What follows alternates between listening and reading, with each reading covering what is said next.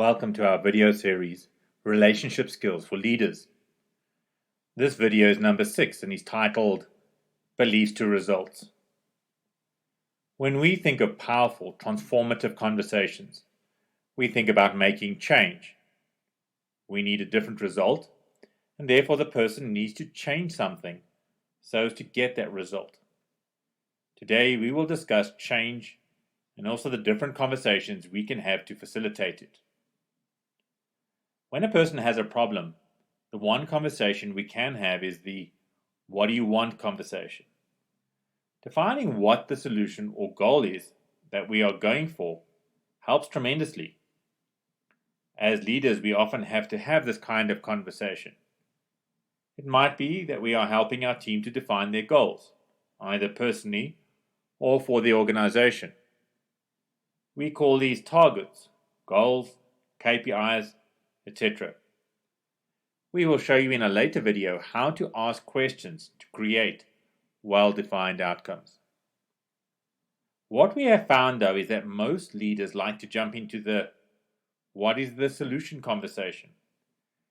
It often involves a lot of telling and is likely to include "what you need to do is," or "what you should do is."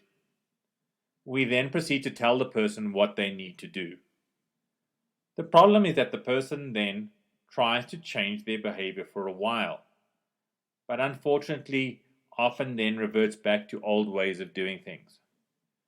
Just knowing what to do does not automatically bring about change. We suggest that there is a more powerful conversation you can have if you really want to make change. So let's explain how we create change as human beings. We start off by experiencing the world through our senses. We have 5 senses to experience the outside world. We have the incredible ability to take in huge amounts of information.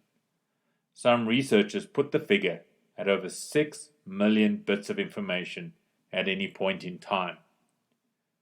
We then filter that information down.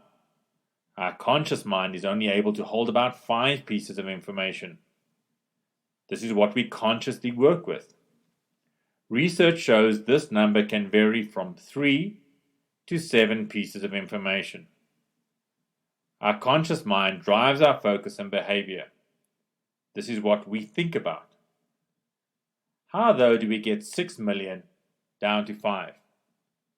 We call these our filters. We filter the information coming in. If we are interested in something, we will see it and notice it. Whereas if we are not interested in it, we won't even see it. It's like when you buy a car.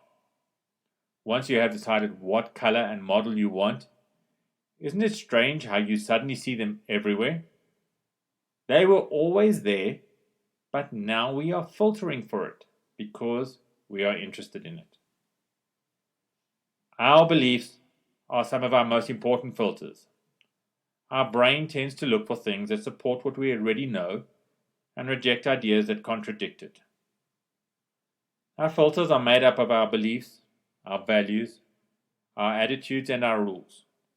And these might come from our history, our experience, and our culture. Each one of us has a unique filter, as each has had a slightly different experience and history. It is important to acknowledge that each one of us is truly unique. Just as we each have a unique fingerprint, so we all have a unique filter set. We all see the world very differently. So we make change by, firstly, changing our beliefs. That then changes what we think. That changes what we feel and then how we behave. And that then changes the results that we get. So to truly change someone, you can't start with the behavior. You have to start with changing their beliefs. The challenge lies in the fact that we are all generally unaware of the complex beliefs in our own filter set. They get created over our lifetime, and some are formed when we are very young. They sit in our subconscious. Questions that open awareness of our own beliefs are the most powerful tool for creating self-awareness. This self-awareness is the tool a powerful conversation can unlock. You need, however, to ask the right questions to be able to access these filters or beliefs. We will show you how to do this in our next video. Our next video is all about asking questions.